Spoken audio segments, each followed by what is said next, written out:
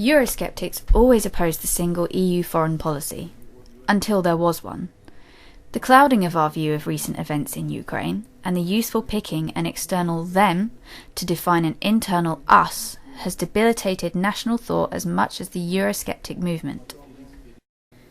And yet there are so many regular people who are deeply suspicious of the way these events are reported to them. The facts do not seem to add up, and the motivations ascribed to international statesmen, such as the President of Russia, don't always make sense. And the actions of our own governments aren't always easily justified to us. Foreign policy over the last few years has been a series of idiotic mistakes with catastrophic consequence, from Iraq to Libya, and now they're building a conflict with Russia.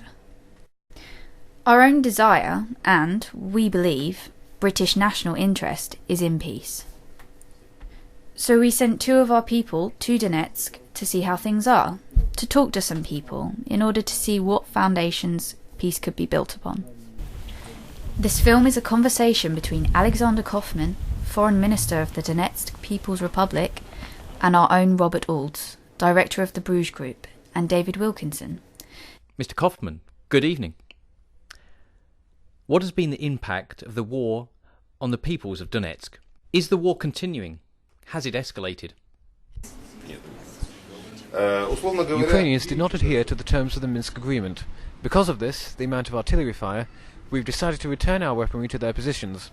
So, if you are interested in the humanitarian side, Donetsk is somehow surviving, and those suburbs and outlying areas near the front have had a lot of need for humanitarian help. So there has not recently been any escalation, but the conflict continues at a low level. Earlier, we were having a problem with mines in public places, especially schools and kindergartens, but now the situation is better. Does the Donetsk People's Republic have a dependency upon the government in Kiev? Donetsk's dependency on Kiev? It depends what you mean by this. Dependency. We do not need transfers from Ukraine. We need only lifting of the blockade in order to allow Ukrainian goods to enter our territory and allow us to export our products. We cannot carry on normal trade as the coup and new regime in Kiev does not allow us to conduct usual trade. We have a lot of relatives on the other side of the lines, but we cannot say we are dependent on Kiev for payment of pensions, for example, as we have started to pay these from our own funds. But Kiev now has 8 months of unpaid pensions. Kiev must pay this sooner or later. Can the Donetsk People's Republic be a viable self-governing state? Can we manage to be self-sufficient? Now we have Ukrainian blockade and consequent problems with trade with Russia. Russia needs to realize that any trade relationship between Russia and Ukraine is not a concern to us. So to support the build-up of trade with Russia, some time is needed. Will the Minsk peace agreement hold?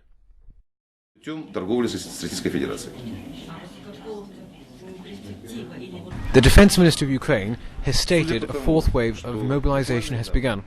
Heavy weaponry is moving up to the front, and also on the Ukraine side are some foreign volunteers. So there is a possible imminent hard escalation. In this we could compare Israel and Donetsk. Usually when Israel is attacked, Israel gets stronger and expands. Similarly, it will be here. You're the Foreign Minister of the Donetsk People's Republic, but in reality, isn't your state just an extension of Russia? As for Donetsk Republic's attitude towards the Russian Federation, we are the same country. How can we treat them? Don't you understand? Ukraine without Nazism is the same Russia. We may have a mother from Ukraine and a father from Russia. Let us say Ukraine has some kind of illness, like Thatcherism. There is in Kiev a pseudo-scientific revision of history. When we saw what was happening in Kiev last year, people here realized that there would be a war against us. So, as we consider ourselves to be ethnic Russian, or at least Russia-orientated people, we saw that the new regime in Kiev was against us, not against Russia, but against us as Russian speakers. The war has led to Donetsk being, in effect, an independent, self-governing state. Not recognised, but it has a degree of independence at this moment.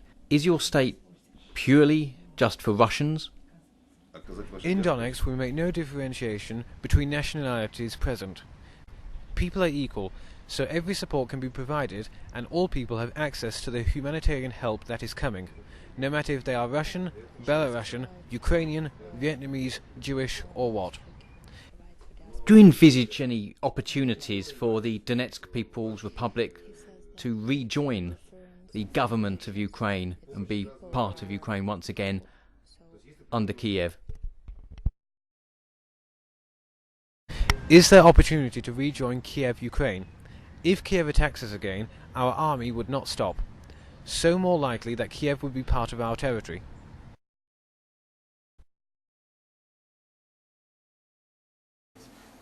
I'd like to ask you two main questions, really. One is about the future and one is about the past. If I could ask you first of all about the future.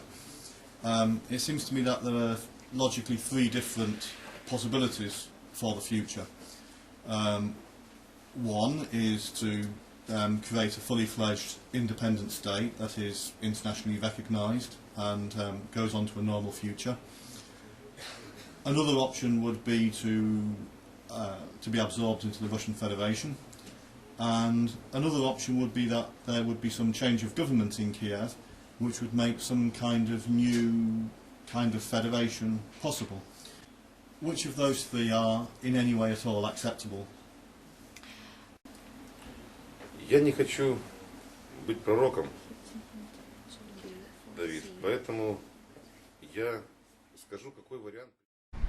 I do not want to predict the future, but, for us, the most convenient thing would be a different government in Kiev, that the Nazis would be held to account for what they have done here.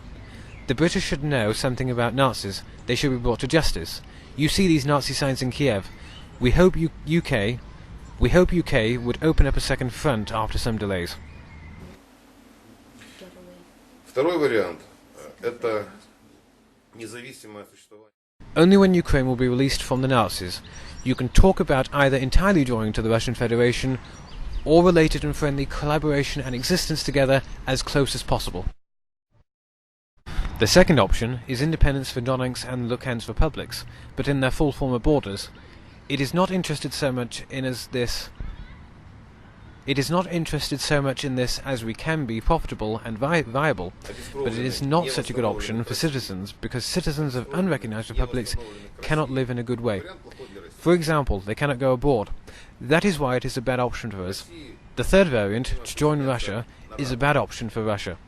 And also for us, if ever we were able to join, we would need to join as equals and not be absorbed from less than equal status. You did not ask about the fourth variant, and I am grateful to you for this. British journalists normally begin with assumptions that we will lose this war. You've suggested something in your description of the first variant, and that is that there are people and activities going on in Kiev which should be held to international account, possibly even some kind of appearance at the War Crimes Tribunal in The Hague. Do you think that this is something that people should be seriously looking at now?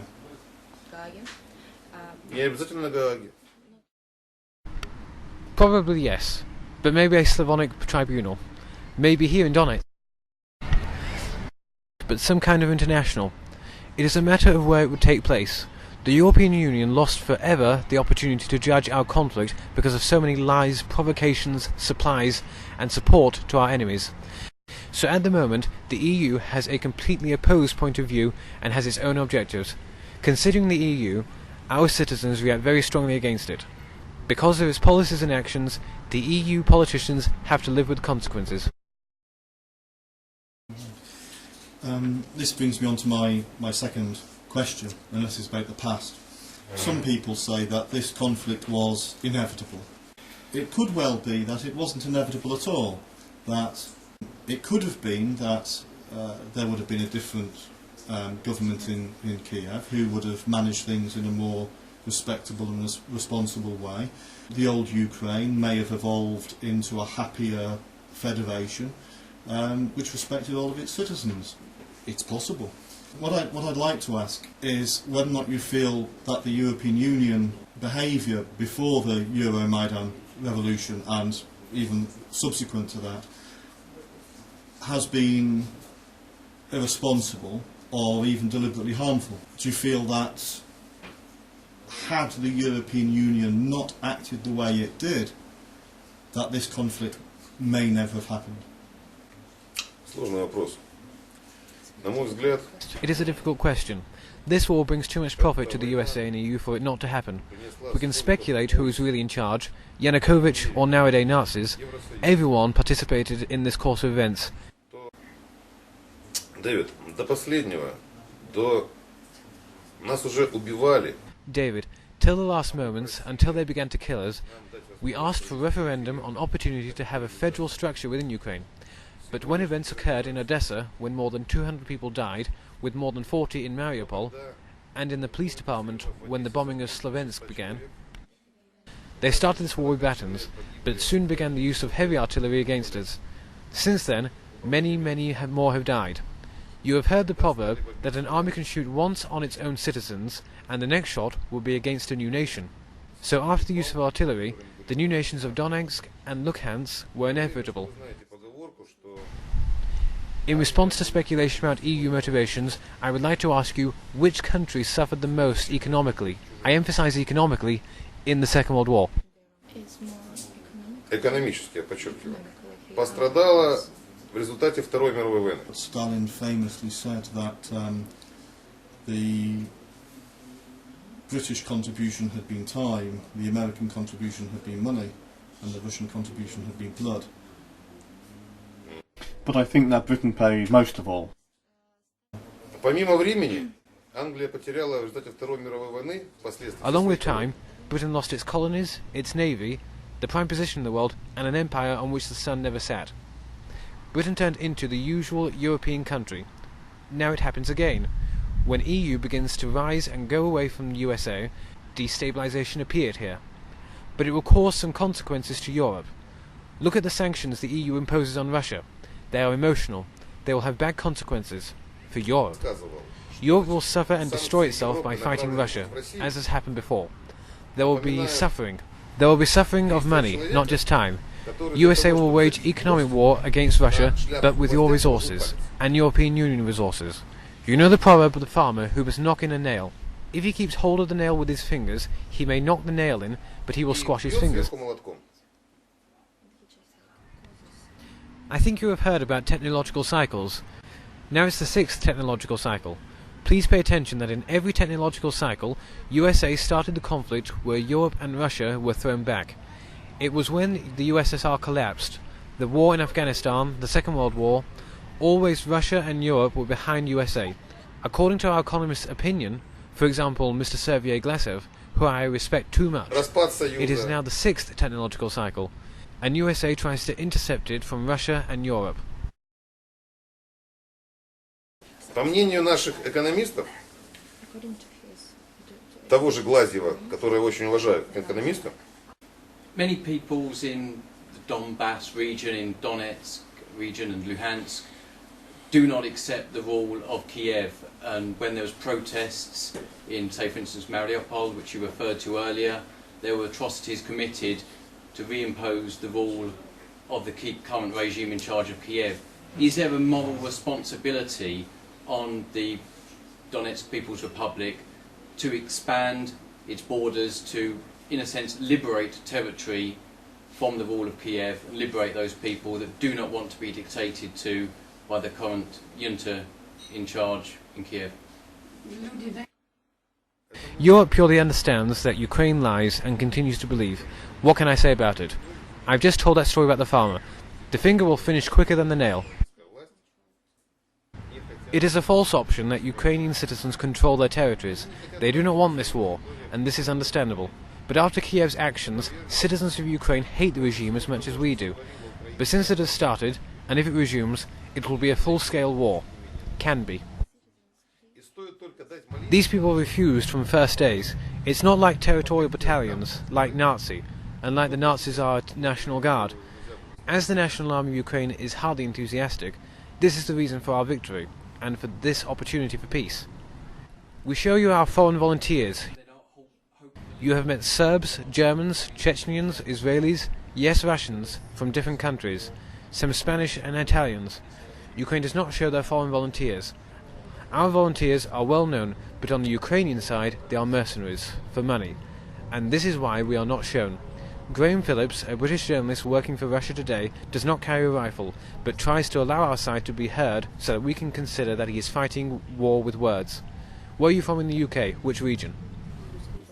Кстати, если не секрет, а вы сами откуда? Англия, Шотландия, Ирландия, Уэльс? Вы сами? Лондон. Скажите, если бы... Yes, and I think David was born in Wales, like John Hughes, who founded Donetsk. But if Scotland had voted for independence last month, I think you would have been against this, but you would have not have taken up arms and gone to kill the Scots, or those Welsh who vote to separate. This is the question we should put to the viewers. Why you English would not go and kill Scots if they had voted in referendum? We conducted a referendum. More than 90% took part. This is the democratic way, not rifles and artillery. Это демократический, свободный путь. Он не заслуживает градов, ураганов, смерчей, ракетных обстрелов и автоматных очередей. What message do you have for the new British Prime Minister in the United Kingdom? What message would you like to give? I would like to remind whoever wins your election what he was taught at school. What are the causes of fascism and Nazis? What are the effects?